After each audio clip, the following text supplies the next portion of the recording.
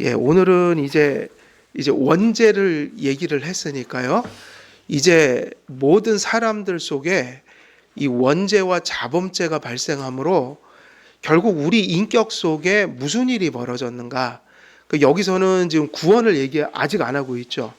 그러니까 그리스도 없는 아직 거듭나지 않은 그런 아직 죄악 가운데 있는 타락한 인간의 모습이 인격이 어떤 모습으로 지금 전락해 있는가? 지금 그것을 얘기하는 부분이에요. 그러니까 아직은 예수님이 안 나왔잖아요. 지금 이권에서 구속주 하나님에 대한 얘기는 아직 나오지도 않았어요. 그러니까 지금 이 이야기는 원죄를 받은 인간이 이제 모든 사람들이 어떤 상태로 지금 그 인격을 가지고 있느냐. 일단은 이 사람은 거듭나지 않고 아직은 이제 죄 속에 지배력 속에 있는 사람들의 모습을 그리고 있다. 오늘 읽었던 본문은 7장 거듭난 바울이 경험했던 거예요. 이건 거듭나지 않은 사람이 아니라 우리가 읽은 거는 지금 의지의 문제를 다루려고 이 본문을 끄집어냈지만 로마서 7장은 구원받았지만 아직 무엇이 남아있는 자기를 경험하면서 절망했던 내용이에요. 여죄가 남아있는 자신을 보고 오호라 공고한 사람이로다. 그러면서 역시 내가 하나님과 관계 맺고 살아가는 게 은혜가 없이는 안 되는 거다. 요게 이제 8장으로 넘어가는 거거든요. 예수 그리스도의 그 용서하심으로 내가 하나님 안에 거한다. 이 얘기를 하는 건데 이 본문을 왜 택했냐면 인간의 의지를 지금 다루고 있단 말이에요. 그래서 타락한 사람의 의지가 어떤 모습이냐고 할 때 이제 원죄론을 얘기하고 그 다음에는 아담과 하와를 포함하여 그 안에서 모든 사람이 예수 그리스도에게 가기 전까지는 이게 중요합니다. 어떤 상태라는 거예요? 이게 종교개혁자들이 칼빈만이 아니라 루터도 똑같은 단어를 사용해서 이 상태를 얘기를 했고 모든 종교개혁자들이 이것을 신앙 용어로 사용하고 있어요. 예수님 밖에 있는 모든 사람들이 그 죄의 상태를 뭐라고 부르느냐 그러면 지금 우리가 이제 6페이지 3번 들어갈 차례잖아요. 예, 죄의 노예예요. 그러니까 여러분들이 우리가 거듭나지 못했다고 할 때 그 거듭나지 못한 상태는 무슨 상태일까요? 죄의 노예 상태다. 그래서 이거를 다른 말은 뭐 죄의 속박 그리고 노예된 의지 이러는데 사실 노예된 게 의지만은 아니죠. 지와 정과 의가. 그럼 이거는 한마디로 얘기하면 우리 인격이 그럼 인격이 어디 있는 것을 우리가 인격을 뭐의 기능인 거죠? 인격은 우리가 뭐가 있으니까 인격이란 기능이 나오는 거예요. 지정의가 영혼이 있다는 얘기예요. 근데 왜 영혼이 하나님이 만드신 건데 이상한 게 나오냐 그러면 하나님 형상이 죽었기 때문에. 그래서 하나님 형상의 의미는 뭐예요? 하나님 형상은 어디다 넣어준 거냐면 영혼 속에 넣어줬다. 그럼 다른 말로 표현하면 하나님 형상은 우리 인격 속에 하나님을 닮은 선한 자질을 부어주셨다. 그러니까 하나님 형상이 죽었다는 얘기는 인격은 있지만 지정의가 지금 오퍼레이션 되지만 그게 선한 것을 잃어버렸다. 그러니까 죽었다는 말은 인격이 사라진다는 말이 아니라 인격이 악해진다는 의미죠. 그럼 인격이 악해진다는 게 뭐가 죽어서 일어나는 거예요? 하나님 형상이. 하나님 형상이 뭐죠? 지정의가 오퍼레이션 될 때 선하게 가게 만드는 자질. 그럼 구원받으면 뭐가 회복되는 거죠? 인격이 없던 게 생기는 게 아니라 이미 있는 인격이 악하게 됐던 게 다시 말하면 죽었던 하나님의 형상이 구원을 받으면 회복되기 시작한다. 그래서 오전에도 그 말씀 드렸잖아요. 하나님을 알라 이 얘기가 단지 아는 걸 의미하지 않는다. 믿는 거, 확신하는 거, 그리고 순종하는 거 이게 지정의의 전체 인격이 하는 반응들이에요. 그러니까 죽었다는 의미는 하나님 형상이 죽었다는 의미는 인격이 사라졌다는 게 아니라 그래서 제가 예전에 자꾸 그러니까 이게 성경을 배우지 않으면 다 저처럼 되는 거예요. 맨날 교회 가면 목사님들이 우리는 특히 영적이란 말을 좋아하잖아요. 그래서 설교할 때마다 영적으로 죽은 사람들입니다. 당신은. 그리고 설명을 안 해줘요. 그러면 영혼이 죽었나? 내 영혼이 시체처럼 죽어있나 보다 그렇게 생각한 거야.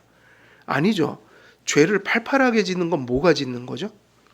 육이 짓는 거예요? 영혼이 짓는 거예요? 영혼과 육이 연합을 해서 짓는 거죠. 먼저 생각이 떠오르고 악한 그걸 행동으로 옮기고 말로 하고. 그러니까 사실은 영혼은 죽어 있지 않아요. 그런 의미에서 소멸된다는 의미가 아니라고요. 지옥을 가면 영혼이 지옥을 보낸다는 의미는 뭐가 아주 또렷하게 살아있으니까 고통을 받는 거예요? 영혼이. 그래서 허물과 죄로 죽었더니라는 말이 소멸이 아니라고요. 기독교에서 죽었다는 말은 무슨 의미예요? 하나님과 단절이 되고 관계가 파괴돼서, 그렇게 되면 하나님이 선한 것을 주시지 않잖아요. 선한 것을 다 걷어가신다고요. 형벌이 그거예요. 그러니까 하나님 앞에 죄를 진 인간은 하나님과 관계가 파괴돼서 단절되기 때문에, 그 하나님과의 관계가 단절됐다는 말이 무슨 의미죠? 그걸 형벌이라고 부르면 하나님께 속한 선한 것을 다 걷어가 버리신다. 그러니까 악한 자는 더욱더 어떻게 되는 거예요? 더욱더 악해지는 거예요. 회개하지 않고 믿지 않으면. 이 얘기예요. 로마서에서도 최고의 형벌이 무슨 거였죠? 이런 게 아니라고요. 일이 안 되고 병들고 뭐 가끔은 그것도 많더라고요. 여러분 복 받은 사람들 번개가 치면요 그거에 맞는 사람도 많아요. 번개 맞았다고 벌 받는 게 아니에요. 착한 사람도 번개 맞습니다. 맞으려면. 그게 아니라 뭐가 벌이냐면 악한 것을 돌이키지 않는 게 형벌이에요. 그게 제일 무서운 형벌이에요. 사람이 죄를 져서 하나님과 분리되잖아요. 그럼 분리됐다는 게 또 역으로 누구하고 관계를 할 수 없는 거예요? 하나님과 단절됐다는 건 선한 것을 다 걷어가신다는 얘기예요. 그러니까 세상에서 가장 큰 저주는 계속 죄가 더 큰 죄가 되고 더 큰 죄가 되는 거예요. 이게 우리 쪽에서는 더 악해지는 거지만 하나님 편에서는 그걸 뭐라고 하면 육이라고 하죠. 다시 말하면 하나님의 은혜를 그에게 주지 않는 게 되고 있는 거예요. 그러니까 인간 편에서 해석하면 날로 나는 더 악해지는 거고, 하나님 관점에서 보면 하나님이 거기서 헤어나올 은혜를 베풀지 않는다. 이게 뭐를 의미하죠? 유기라는 게 이거라고요. 유기. 그래서 로마서에서 보면 자꾸 죄를 짓고 돌이키지 않고 또 죄 짓고 하면 죄의 죄를 계속 더해가는 그것이 각자의 그 부패한 본성을 따라 그 동성해가지고 그 얘기를 했잖아요. 그게 바로 뭐냐면 형벌이다. 그러니까 우리가 영혼이라는 것은 지옥에 가면은 사라지는 게 아니라 지옥에서 아주 또렷한 인격적인 그 실제를 가지고 고통을 받는 거니까 인격은 소멸되는 것이 아니에요. 제가 예전에 지옥에 대해서 고민을 많이 할 때, 그 고민이 올 때요. 제가도 지옥 가면 어떡하지? 이 고민을 할 때, 소멸이 되면 얼마나 좋겠냐 이 생각을 한 거예요. 내 영혼이 사라지고 내 육체가 사라지면 얼마나 좋을까? 사라지면 고통이 없을 거 아니야.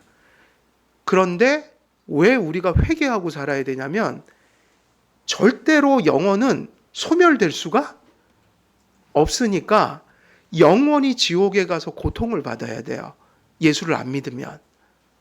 그러니까 우리가 얘기하는 죽음은 영원히 없어지는 것이 아니다. 근데 처음에 제가 예수님 믿을 때 자꾸 목사님들이 영이 죽었어요, 영이 죽었어요 그러니까 소멸되는 줄 알았어요. 죽었다는 의미는 사람이 죽듯이 영혼이 지금 아무 반응도 없는 그런 상태가 되는 거구나. 그 이단이죠. 그게 이단 사상을 가지고 있는 거야. 안 배우면 이단이 되는 거야. 아니죠. 우리가 죄를 악랄하게 지을 때 뭐가 있기 때문에 죄를 짓는 거예요? 영혼이 있어서 짓는 거죠. 그럼 그 상태가 뭐가 죽은 상태죠? 영혼이라는 실제가 죽은 게 아니라 그것이 선한 것을 할 수 있는 힘이 죽은 거예요. 자질이 죽은 거예요. 다시 말하면 하나님 닮게 지으신 모든 거를 하나님 닮은 걸 다 걷어가셨다. 그럼 그 얘기가 무슨 얘기냐면 영혼 속에 선한 것을 다 잃어버렸다. 그러니까는 지금 이제 노예 상태가 됐다는 거는 예수님을 믿지 않으면 아담 안에서 타락한 채로 그대로 있으면 무엇이 그 사람의 지정의를 지배한다는 것일까요? 영혼을. 그러니까 그 지정의를 죄가 지배한다. 그러면 우리도 여죄가 있으니까 헷갈리잖아요. 나도 죄를 짓는데 뭐가 지배하는 거냐? 뭐가 지배하지 않는 거냐? 그래서 계속 반복해서 말씀드렸잖아요. 적어도 우리 성도님들이 거듭났다면 죄의 지배력이 죽은 거라고요. 그때 예수님께 용서받고 거듭날 때 죄의 지배력이 죽는다고요. 그래서 죄가 여전히 있지만 뭐가 다르다고 그랬죠? 뭐가 다른 거죠? 죄가 일어날 때 스트러글이 일어난다는 거예요. 스트러글은 기독교인만 할 수 있는 거예요. 하나님 편에 서서 죄에 부딪혀요. 그러니까 죄를 막 추구하지 않아요. 기독교인들은. 기독교인은 죄를 추구하는 게 아니라 죄를 안 짓고 싶은데 자꾸 짓게 될 수는 있어도 다시 말하면 뭐가 일어난다는 거예요. 스트러글이. 그래서 지금 사도 바울이 오호라 공고한 사람이라고 할 때 거듭난 자로서 죄를 지금 힘들어 한다고요. 근데 괴로워해요? 좋아해요? 괴로워한다고요.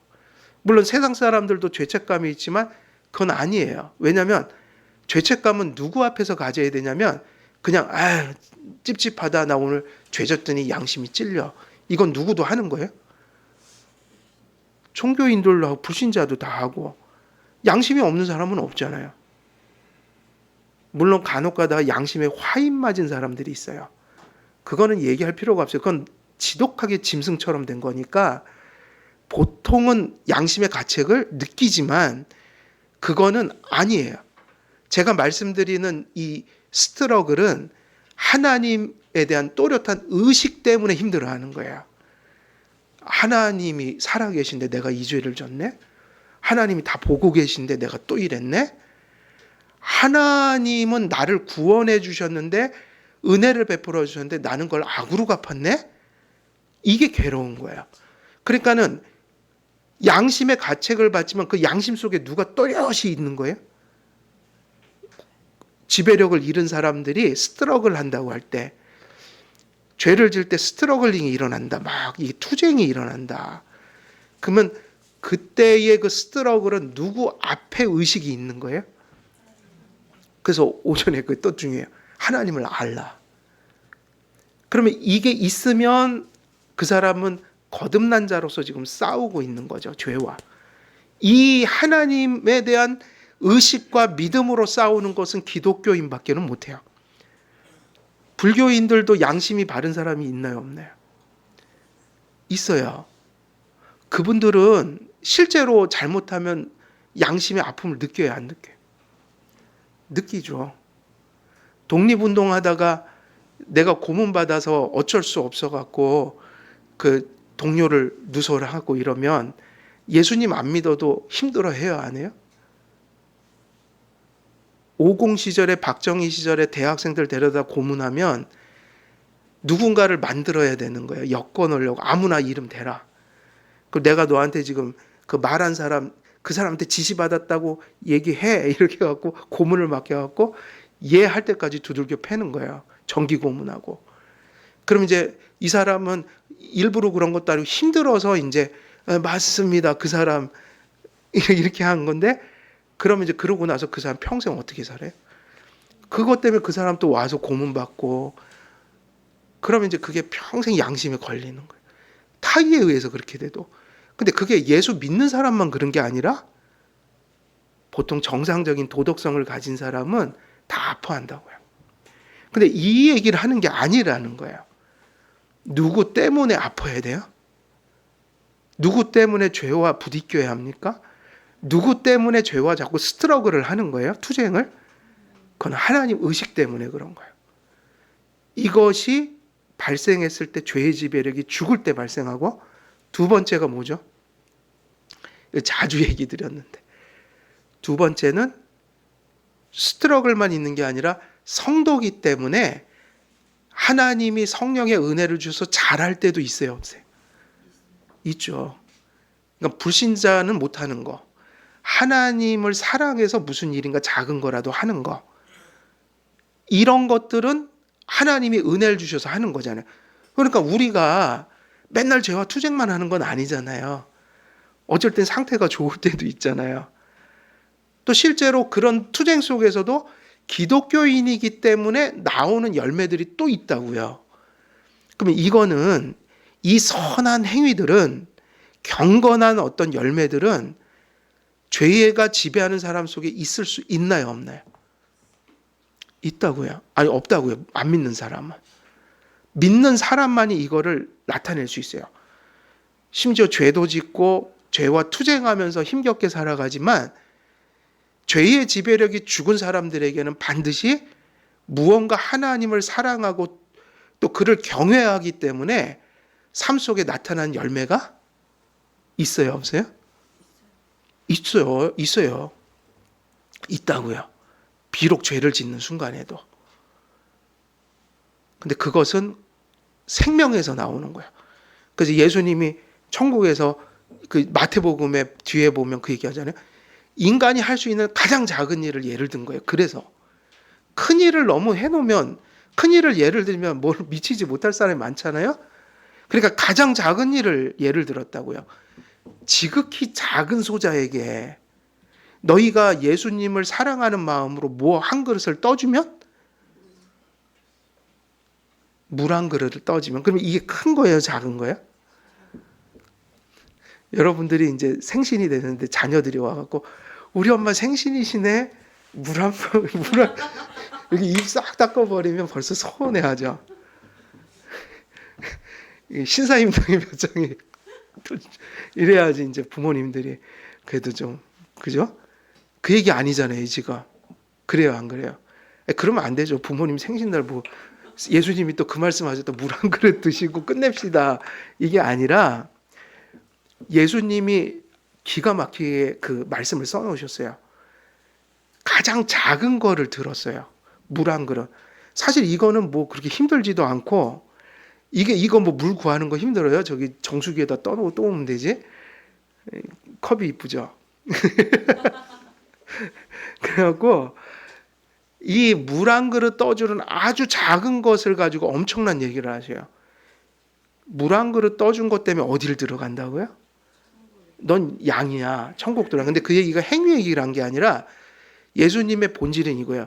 물 한 그릇 떠주는 건 이 세상에서 가장 작은 일인데, 이 물 한 그릇 떠줄 때 우리는 안 보이지만 세상 사람들도, 인정 많은 사람들은 땀 뻘뻘 흘리고 누가 그러면 물을 막 모르는 사람도 떠주잖아요. 인정 많은 시골에선 다 그래요. 그런데 그 얘기가 아니라 물 한 그릇, 천한 사람에게 한 그릇 이렇게 대접하는 것을 할 때 하나님은 뭐를 딱 보셨다는 거예요, 그때. 믿음 때문에 하는 걸 봤다.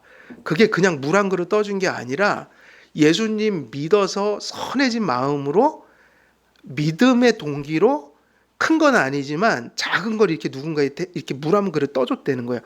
그럼 예수님이 본 건 물이 아니라 뭐였던 거예요? 흔적이죠. 믿음을 봤다는 거예요. 그러니까 믿음이 있는 사람은 어디를 갈 수밖에 없는 거죠? 천국이요.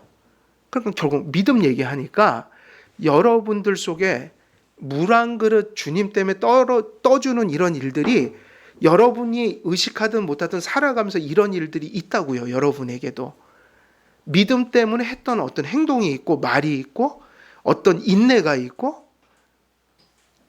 이것이 뭐냐면 죄의 지배력 속에 있는 사람은 이것이 나올 수가 없어요. 이게 불가능한 일이에요. 하나님 없는 사람에게 야, 믿음으로 물 한 그릇만 떠줘 그러면 안 믿는 사람이 물이 아니라 뭐 기부도 몇십억씩 할 수 있잖아요. 근데 그게 아니라 물 한 그릇을 믿음으로 떠주는 일을 못해요. 불신자는. 뭐가 없으니까요. 믿음이 없는데 어떻게 물 한 그릇을 믿음으로 떠줘요. 믿음이 없는데.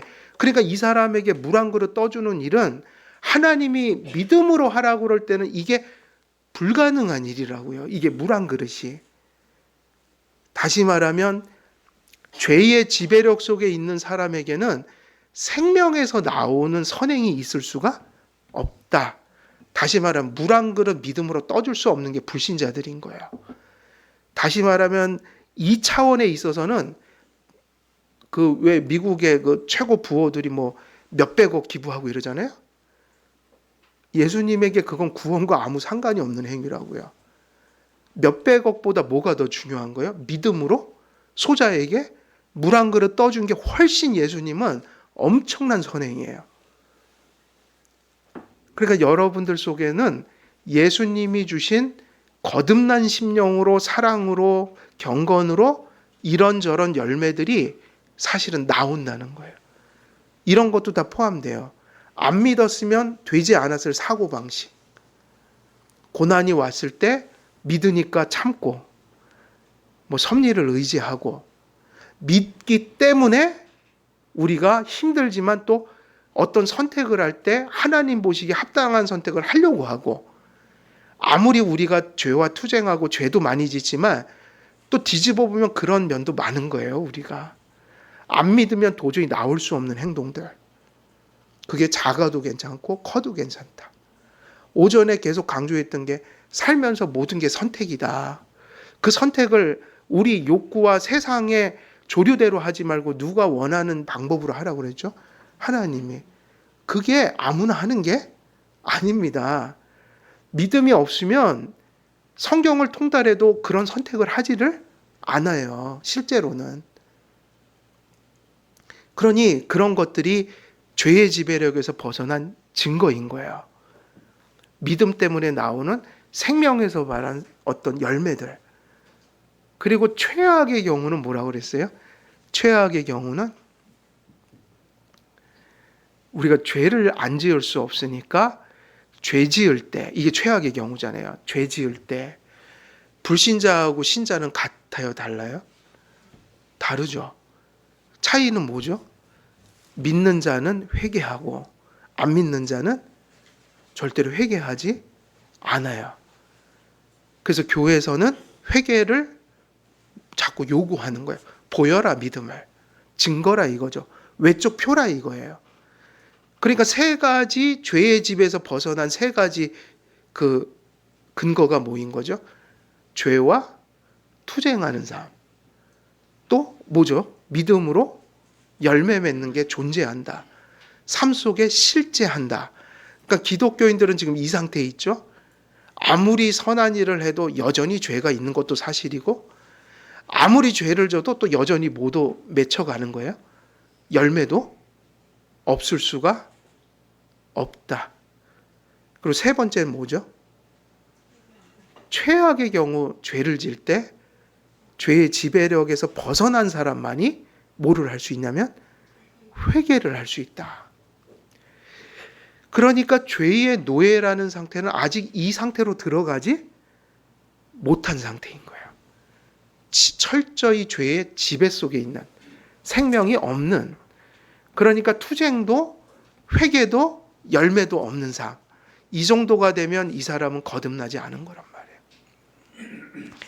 결국 예수님을 믿을 때 감사해야 되는 이유는 우리가 이 바로 죄의 노예 상태로부터 어떻게 하신 거예요? 해방해 주신 거라고요. 그래서 지금은 구원받는 얘기는 나중에 하겠지만 일단은 죄의 노예 상태부터 얘기합니다. 그리스도 밖에 있는 자연인들, 불신자들의 상태가 어떤 상태인가?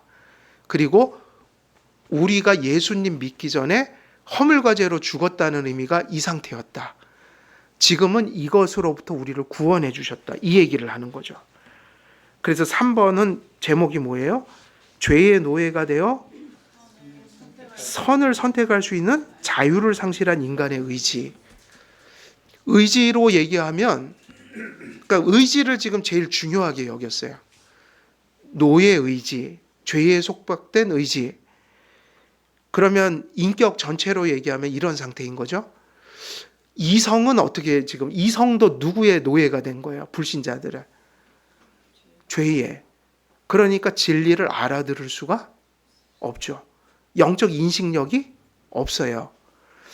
그 얘기는 진리의 하나님의 진리가 무엇인지 알지 못할 뿐더러 그것이 논리적으로 이해되더라도 그 진리를 인정하지 못한다. 이성이 지금 지배받고 있다. 그래서 불신자가 거듭날 때 뭐를 깨닫는 거죠? 거듭난 증거는 이전까지 깨닫지 못했던 말씀이 하나님 말씀으로 이제 들어오는 거야. 이 정서는 어떤 상태에 있어요? 자, 우리가 지금도 여전히 여죄가 있다고 그랬잖아요. 그러니까 우리 정서는 완전하지 못해요. 그러니까 성화되어 간다는 건 우리가 해를 거듭할수록 우리 정서가 하나님께 바르게 반응되도록 훈련해야 돼요. 그럼 이제 그게 뭐냐? 그러면 이제 여기서 노예라는 게 의지만이 아니라 불신자와 예수님 밖에 있는 사람들은 지금 모두 죄의 지배를 받고 있다고 봐야 돼요. 정서도. 그럼 정서라는 걸 하면 자꾸 우리는 이런 것만 떠올린다고요. 뭐 우울증, 뭐 불안감, 이건 아니에요. 기독교인도 불안할 수 있어요. 기독교인이 최고로 깨어 있어도 그것은 올 수 있다고요. 우울함이. 그 얘기를 하는 게 아니고 이건 심리학적인 얘기고, 기독교에서 정서적 혼돈이라는 건 이런 거라며, 죄악된 상태. 자, 이걸 잘 이제 우리가 봐야 돼요.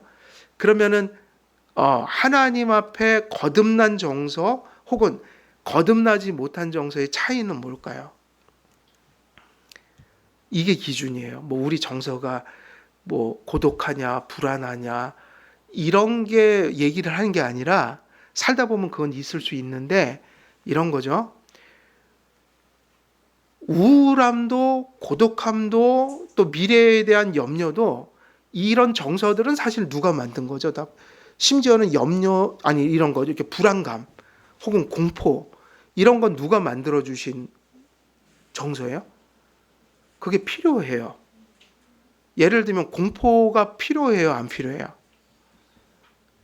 공포는 우리에게 알람으로 주신 거예요. 불안감 이런 거.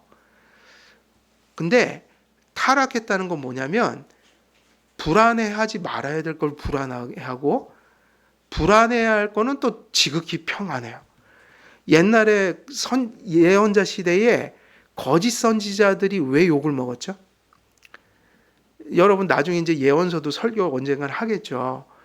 예언서를 보면 이게 문제였던 거예요. 하나님은 느부갓네살 왕을 세우셨고 또 아수르를 세워서 아수르를 통해서 누구를 망하게 만드셔요? 북왕국을. 바벨론을 통해서 누구를 때리셔요? 징계하시잖아요. 남유다를. 그러면 그들에게 선지자들은 무슨 역할이냐면, 하나님이 망한데 이걸 전하게 한 거야. 왜 망하냐면 너희들이 우상숭배를 해서. 그러니까 하나님은 이 예언자들의 말을 듣고 사람들이 지극히 두려운 마음으로 엎드려서 회개하길 바랬던 거예요. 그런데 거짓 선지자들은 어떻게 했냐면 안 망한다는 거예요. 우리가 이렇게 지금 살아도 번영할 거라는 거예요. 우상숭배를 하면서 거짓 선지자들은 우상숭배를 하는 왕과 백성들에게 뭐를 전했냐면, 우리나라를 하나님이 복 주셔서 잘 되게 해주신다고 예언을 받았다는 거예요. 기분은 뭐가 좋죠? 여러분 같으면 거짓 선지자 얘기가 좋겠어요? 참 선지자 얘기가 좋겠어요? 얼마나 좋아요? 번영한다는데. 근데 그게 이스라엘 백성들의 회개를 막은 거고 그들을 죽인 거예요. 그게 무슨 얘기냐면, 그 거짓 선지자들의 죄를 이렇게 지적했어요. 그들은, 하나님은 빨리 저들이 하나님의 진노를 깨닫고, 다시 말하면 가슴을 찢으면서 괴로워하는 시간을 가져야 한다. 왜? 돌이키기 위해서. 하나님은 그걸 의도해서 느부갓네살을 막 일으키고 아수르를 일으켜서 포로로 막 잡아가고 이런 일을 계획하고 계신데, 거짓 선지자들은 뭐라고 그랬냐면 평안하다, 평안하다. 이스라엘이 평안하게 될 것이다, 평안하게 될 것이다. 그래서 거짓 선지자들의 메시지의 중심은 평안이었어요. 샬롬. 근데 그건 하나님이 의도한 샬롬이 아니어서 이것이 그들을 망하게 만들었다. 그러면 이 정서가 뭐냐면 바로 그게 죄예요.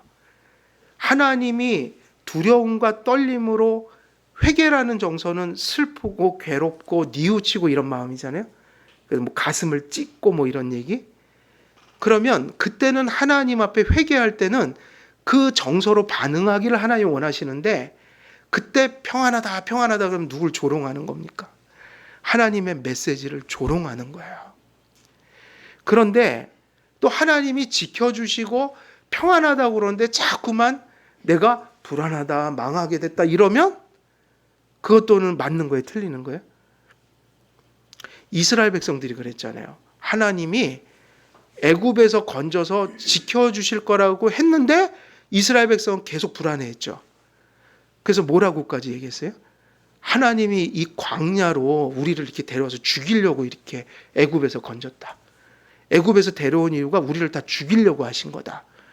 이게 지금 뭔가 하나님하고 안 맞아요. 그러니까 이런 게, 그러니까 어떤 것에 대해서 고뇌할 때가 있고 평안해야 할 때가 있고, 그런데 이제 하나님이 넌 좀 고뇌를 하는 게 맞아 하는데 고뇌를 안 하고, 또 하나님이 야 넌 너무 걱정하지 마. 너 나를 좀 의지하려니까 내가 얘기했잖아. 그러니까 이젠 좀 평안해 그러는데 계속 하나님을 안 믿으니까 아유 난 죽었어 끝났어 하나님은 사랑 안 하시나 봐 이러고 막 방황하면 이게 바로 뭐인 거예요? 정서적인 죄인 거예요.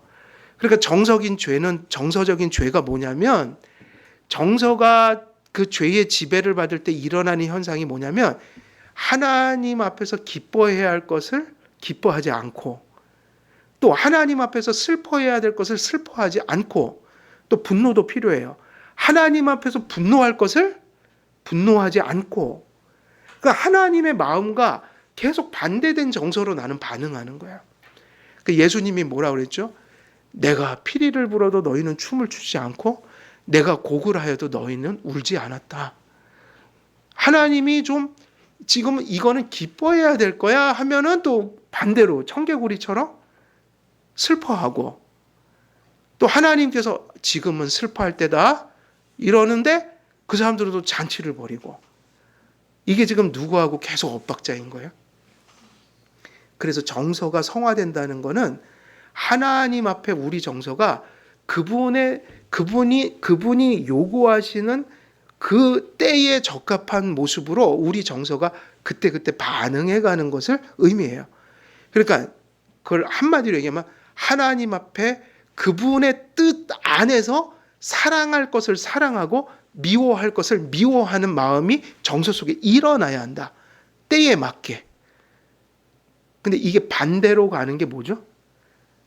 그래서 이것이 지금 세상과 교회를 갈라내는 거예요. 우리에게 기쁜 것이 세상에서는 슬픈 거예요. 좋지 않은 거예요. 그리고 세상에서 너무 좋고 그들이 기뻐하고 추구하는 가치가 우리에겐 너무 신앙적이지 않은 가치여서 그게 우리에겐 불편한 가치로 다가오고 그러면 그런 것을 그렇게 반응하고 살아야 되는데 이게 뒤바뀌면 안 된다. 근데 불신자들의 상태가 바로 뭐냐면 정서가 하나님의 뜻에 맞게 반응할 수가 없는 거야. 그래서 우리는 여죄가 있으니까 어쩔 때는 그런 혼돈을 느끼기도 하지만 그래서 가끔 저도 묻는 거죠. 이거를 평안하게 여겨야 될지 아니면 고뇌해야 될 내용인지 이것이 기쁨으로 받아들일 건지 아니면 아니다. 이거는 슬픔으로 받아들여야 될 건지 그래서 어떤 사람들은 웃고 있는데 어떤 사람은 울고 있는 사람이 있고 그래서 어떻게 보면 예레미야 선지자가 계속 어떻게 했죠? 예레미야 선지자가 울었죠. 이스라엘 백성들은 계속 잔치 벌리고 있었다고요. 이스라엘도 남유다도 망할 때까지 번영의 시기가 상당히 많았어요. 죄를 지면서도 번영했다고요. 그러니까 잔치가 벌어진 거예요. 그런데 예레미야는 그 상황에서 뭐 하고 있어요? 울고 있어요. 그리스도인은 세상 사람들이 이거다라고 하는 자리에서 이것이 아니다라고 슬퍼하고 있어야 될 자리가 많이 있단 말이에요. 이것이 성숙해 가는 게 뭐라고요? 정서가 성화돼 가는 거예요. 때에 맞는 정서를 발휘하는 거, 응답하는 거. 그래서 단지 이런 게 잘못된 게 아니에요. 분노, 염려, 고뇌, 이게 나쁜 게 아니라고요. 그걸 적절히 하는 게 건강한 거라고요. 다 필요한 정서들인데 때에 맞게 해야 되는데 그 때가 뒤바뀌는 하나님의 뜻과 부합하지 않는, 하나님은 진노하는데 나는 웃고 앉아 있고, 하나님이 기쁘다고 하는데 마치 다 죽은 사람처럼 하고 있고, 이게 다 뭐인 거죠? 하나님 앞에 정서가 바르게 반응하고 있지 않은 거예요. 그래서 사랑 관계에서도 이걸 사랑이라고 하잖아요. 우는 자와 함께 울고 기뻐하는 자와 함께 어떻게 하는 게 사랑이에요? 함께 기뻐하는 거. 근데 우리는 가끔 남의 기쁨이 우리의 슬픔이 되고 남의 슬픔이 우리의 뭐가 될 때가 있어요? 기쁨이 될 때. 이게 악한 거란 말이에요. 근데 그게 하나님이라고 생각하면 이게 죄인 거예요. 그래서 그래서 이성이 노예가 돼버렸고 정서가 노예가 돼버렸고, 이제 여기서 얘기하는 가장 중요한 대목이 뭐예요? 의지가 죄의 노예가 돼서, 결국 의지라는 건 뭐 하는 기능이죠? 의지라는 말이 뭔가를 선택하는 거죠. 선택하고 살아가는 기능이에요. 그런데 의지가 지배를 받으면 선한 것을 선택할 수가 없다. 이게 골자인 거예요. 이게 옳은 걸 아는데 옳은 게 선택을 할 수가 없어요. 안 돼요. 날마다 악한 걸 선택해요. 하나님이 아니라고 하는 것은 자기에게 예스가 되고, 하나님이 예스라고 하는 게 나에겐 노가 되는 거. 그래서 선택을 계속 그렇게 해가는 거죠. 그러면 그게 뭐냐? 하나님 형상이 죽어서 의지에 선한 것이 없으므로 죄의 지배를 당함으로 하나님, 이제 이게 중요하죠. 하나님 앞에서 신앙적인 올바른 선택을 할 수가 없는 상태. 이 상태가 의지에 모인 거예요. 속박. 노예, 뭐죠? 노예, 의지. 그러니까 우리가 거듭나야 될 필요는 이것 때문인 거예요. 거듭나지 않으면 아까 얘기했던 세 가지 상태가 나타날 수가 없다. 거듭나야 한다. 그래서 우리의 무능과 자유의 상실을 깨닫고, 그래서 칼빈이 얘기하는 게 이게 중요한 거예요. 이거를 왜 이 교리를 전하는가? 왜 자연인과 그리스도 밖에 있고 거듭나지 못한 사람들이 그 죄의 노예 상태에 있다라는 말을 만들어서 성경의 인간 상태를 전하는 것인가? 우리의 무능과 자유의 상실을 어떻게 하라는 거예요? 그 제목에 있잖아요. 작은 1번. 우리의 무능과, 그래서 무능하고, 이 무능은 무슨 무능이냐면 선한 것을 선택하지를 못하는 무능. 그리고 우리가 그렇기 때문에 무슨 자유를 상실한 거죠? 여러분에게 자유는 뭘까요? 여러분에게 자유는 뭐예요? 뭐가 자유죠? 죄를 짓는 건 자유일까요? 아닐까요? 내가 죄를 막 짓고 싶어요? 그럼 마음대로 막 해요. 지금 죄를 져요. 그럼 그건 자유로운 거예요? 아니에요? 그것은 자유로운 걸까요? 아닐까요? 그게 죄의 노예라고요. 우리에게 자유는 뭐냐면 선한 것을 할 수 있는 능력이에요. 그것만 자유예요. 인간은 원래 어떻게 만드셨습니까? 선하게 만드셨으니까 우리가 자유로워지려면 선한 것을 선택할 수 있어야 한다. 그러니까는 죄의 노예가 된 상태는 자유를 어떻게 한 상태죠? 상실한 상태다. 그러면 은혜는 무엇을 회복하는 거죠? 선한 것을 선택하지 못하는 의지 속에 선한 것을 선택할 수 있는 힘을 주시고, 선한 것은 못하고 악한 것만 하는 그 노예 같은 상태에서 다시 자유를 회복시켜 주시는 거. 자유는 뭐냐면 원래 인간이 선한 모습으로 살아갈 자유, 선한 것을 선택할 자유, 이것을 회복시켜 주시는 게 구원이고 은혜이니까, 이 그리스도 밖에서 타락한 상태를, 죄의 노예 상태를 분명히 인식해서, 만일 그러한 상태 속에 있는 사람이 있다면 구원과 회복되기를 어떻게 하라? 갈망하라. 그래서 복음을 전할 때 죄부터 얘기를 해줘야 되는 거야. 그래서 그 자리에 있으면 안 됩니다. 이 자리로 오셔야 합니다. 그게 전도거든요. 그러니까 이 모든 죄의 노예에 대한 이 암흑 같은 얘기는 사실은 왜 이렇게 교리로 전하냐면 거기서 구원받아야 된다는 얘기를 전하고 있는 거예요. 그래서 칼빈은 의지의 속박의 문제를 다룹니다. 그래서 그 의지의 속박, 다시 말하면 의지가 없는 게 아니라 의지는 있는데 이상하게도 선한 것은 아무것도 못하고 뭐만 골라서 할 수 있는 거예요. 악한 것을. 그럼 이건 자유가 아니다. 그걸 가리켜서 죄의 뭐가 됐다는 거죠? 노예. 근데 이제 가끔 이런 생각을 하는 분들이 있어요. 나는 나쁜 생각, 나쁜 행동을 막 자유롭게 막 나 하고 싶으면 막 해. 그러니까 난 자유로워. 이렇게 하는데 그건 자유가 아니에요. 그게 노예인 거예요. 악한 것을 막 하는 거는 그게 바로 노예 상태에 있다는 증거란 말이에요. 그는 해방돼야 돼요. 칼빈은 아담 안에서 죄의 노예 상태로 전락한 이후 모든 자유를 상실했음을 논증하며, 그러니까 하나님과 분리돼서 죄의 지배를 받는 의지는 그 안에 뭐가 없는 거죠? 자유. 그러면 여기서 얘기하는 자유는 뭐를 자유자재로 하는 자유예요? 선한 것을. 뭐 예배가 오라. 그런데 이 사람은 오르니까 해야지 예배를 드리러 가는 거야. 이게 자유라고. 이런 걸 자유라고 한다고요. 또 어떤 사람 무슨 선한 일을 하나님이 이게 오라 하면은 이게 옳지. 근데 이게 돼요 또. 그럼 이게 은혜가 임해서 선한 것을 할 수 있게 하는 상태, 이게 뭐냐면 자유라고요. 그러니까 내 멋대로 하거나 악한 걸 하는 건 자유가 아니라 계속 그 인식을 해야 돼. 내가 계속 나쁜 짓을 한다면 내가 지금 계속 마귀와 죄와 죽음에 사로잡혀 있구나. 이거는 자유가 없는 거야. 만일 자유가 남겨졌다면 어디까지 남겨졌는지를 논증합니다. 그래서 타락한 이후에 이 자유는 본질적으로 상실했어요.